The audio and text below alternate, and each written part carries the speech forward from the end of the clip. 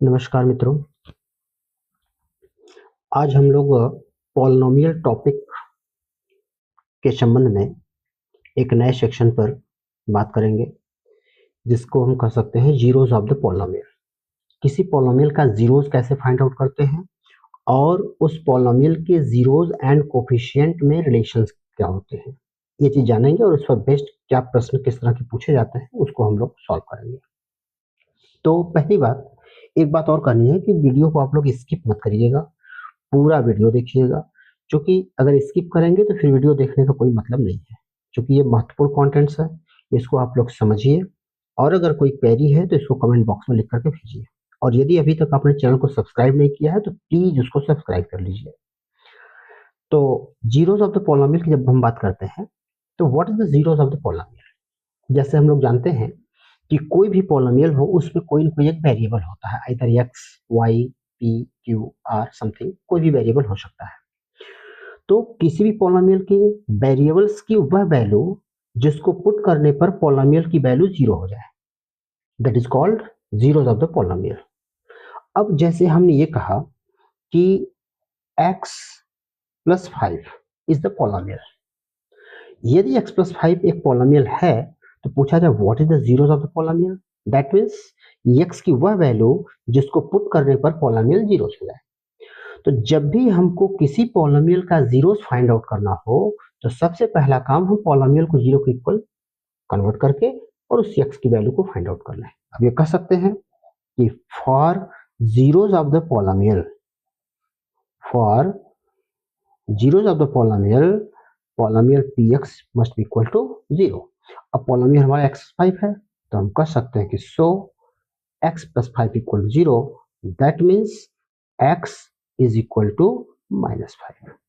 अब यहाँ पर बात आ गई कि अगर x प्लस 5 पॉलिनोमियल है, उसका जीरोस फाइंड आउट करना है तो उसकी जीरोस की वैल्यू कितनी आ गई, -5। दैट मीन्स यदि हम x की वैल्यू -5 पुट कर दें तो पॉलिनोमियल जीरो हो जाएगा। तो अब x की वह वैल्यू जिसके लिए पॉलिनोमियल जीरो हो जाए वो पॉलिनोमियल का जीरोस कहलाता है। अब एक चीज और हमको यहाँ ध्यान देना है कि जो जीरोस की संख्या होती है वह पॉलिनोमियल के डिग्री के अनुसार होती है। अगर पॉलिनोमियल की डिग्री 1 है तो पॉलिनोमियल के जीरोस की संख्या 1 होगी। पॉलिनोमियल की डिग्री 2 है तो उसके जीरोस की संख्या 2 होगी। पॉलिनोमियल की डिग्री 3 है तो उसके जीरोस की संख्या भी 3 होगी। That means number of degree equal to number of zeros of the polynomial. जितने डिग्रीज का पॉलिनोमियल होगा पॉलिनोमियल की जीरोस भी उतनी ही होगी। अब जैसे बात करें, this is the linear polynomial. Linear polynomial that means इसकी डिग्री 1 हो गई तो इसकी जीरोस की वैल्यू कितनी आई, 1 दैट मीन्स इसकी वैल्यू -5 आ गई, that means only 1 zeros are there. अब इसी प्रकार से अगर हम मान लें कि x square plus 5x plus 6 is the polynomial, इसको हम मान लें px is the another polynomial x square plus 5x plus 6। अब अगर इस पॉलिनोमियल का जीरोस फाइंड आउट करना हो, चूंकि इसकी डिग्री 2 है, that means there must be 2 zeros. तो अब हम यह कह सकते हैं कि for zeros of polynomial x square plus 5x plus 6 must be equal to zero. अब इसका हमको फैक्टराइज करना है, फैक्टराइज करके x की वैल्यू फाइंड आउट करनी है। तो हम देख रहे हैं कि 6 इंटू 1, 6 बन जाए 6, फैक्टराइज करने पर, मल्टीप्लाई करने पर वैल्यू 6 आ जाए, ऐड या सब्ट्रैक्ट करने पर वैल्यू 5 आए, तो हमें कह सकते हैं इसका फैक्टर हो गया 3 एंड 2, 3 2 जा 6, 3 2 5। तो इसको हम फैक्टराइज करें, x square plus 3x plus 2x plus 6 equal to zero. अब x कॉमन कर लिया, x की वैल्यू 3 आ गई, यहाँ से 2 कॉमन कर लें तो फिर x की वैल्यू x प्लस 3 मिल गई equal to zero. x plus 3 फिर कॉमन दिख रहा है तो x प्लस 3 कॉमन कर लीजिए, बचा x प्लस, फर्स्ट टर्म में बचा x, सेकंड टर्म बच गया 2, x plus 2, this is equal to zero. अब यहाँ पर देख रहे हैं कि x plus 3 into x plus 2 का प्रोडक्ट कितना है, जीरो है। अब किसी भी दो टर्म्स का प्रोडक्ट कर जीरो है तो either first term will be zero और सेकंड विल बी जीरो। तो आप कह सकते हैं कि इफ x प्लस 3, अगर हम मान लें कि फर्स्ट टर्म जीरो है, that means x plus 3 equal to zero, that means x is equal to -3। फिर अगर मान लें कि if x plus 2 equal to zero, that means x is equal to -2। अब यहाँ हम देख रहे हैं कि quadratic polynomial x square plus 5x plus 6 having two of its zeros, that is -3 and -2। अब यहाँ डिग्री 2 थी तो यहाँ पर 2 जीरो प्राप्त हो गए। उनकी वैल्यू भले कुछ भी हो सकती है, लेकिन अगर क्वार्टिक है तो उसके 2 जीरोस होंगे, लीनियर है तो उसके ओनली 1 जीरोस होंगे।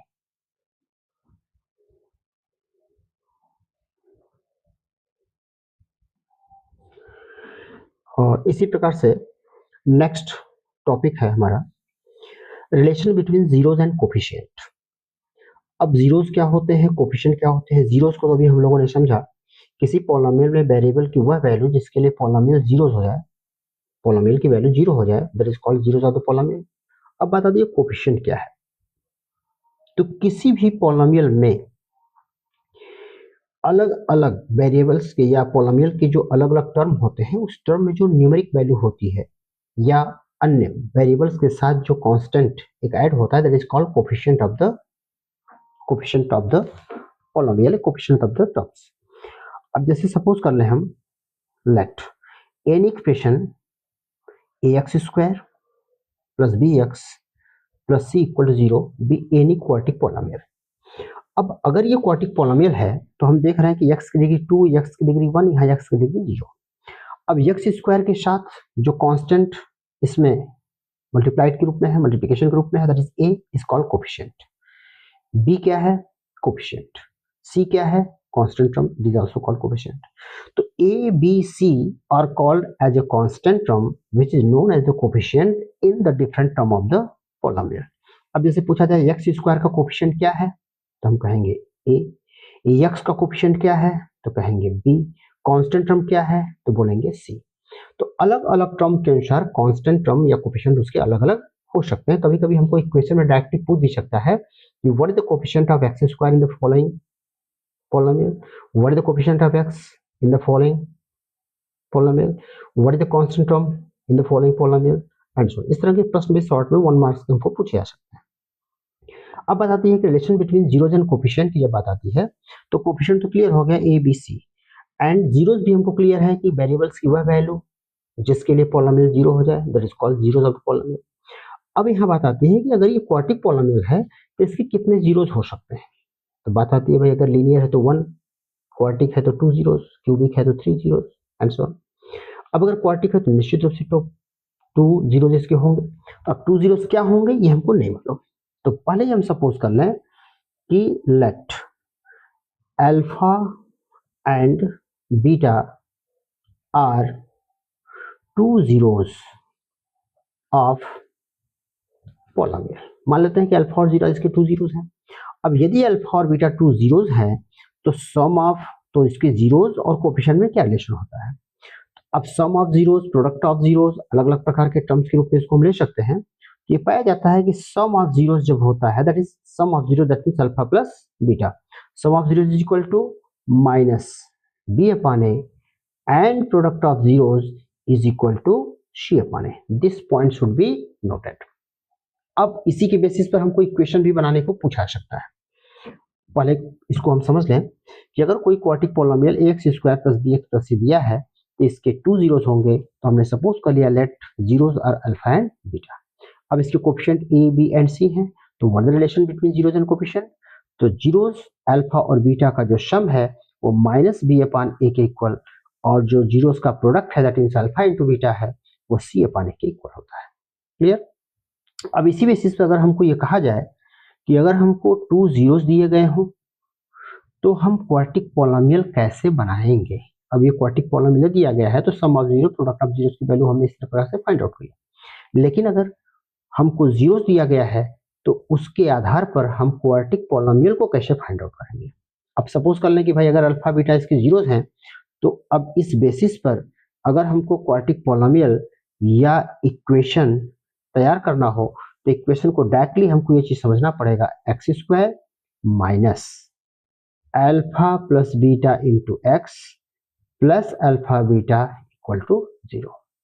अब यदि अल्फा बीटा 2 जीरोस हमको दिए गए हों तो अल्फा और बीटा की वैल्यू यहाँ पुट करके हम क्वार्टिक पॉलिनोमियल प्रिपेयर कर सकते हैं। कभी कभी क्वेश्चन में ये भी दिया जाता है the polynomial having sum of its zero is this one and product of zero is this one, find a quadratic polynomial। तो ऐसे स्थितियों में सम ऑफ जीरोस और प्रोडक्ट ऑफ जीरोस दिया गया है तो sum of zeros alpha plus beta की जगह वैल्यू पुट कर दिया, प्रोडक्ट ऑफ जीरोस दिया गया है तो product of zeros alpha plus beta की जगह वैल्यू पुट कर दिया, हमारा इक्वेशन प्रिपेयर हो गया। लेकिन कभी कभी अगर इंडिविजुअल जीरोस की वैल्यू दिया है, alpha is equal to something, beta is equal to something, then what is the quadratic polynomial. तो ऐसी स्थिति में हम अल्फा और बीटा की वैल्यू अलग अलग रूप से पुट करके फिर क्वाड्रेटिक इक्वेशंस को फाइंड आउट कर सकते हैं। Is it clear? Okay, thank you.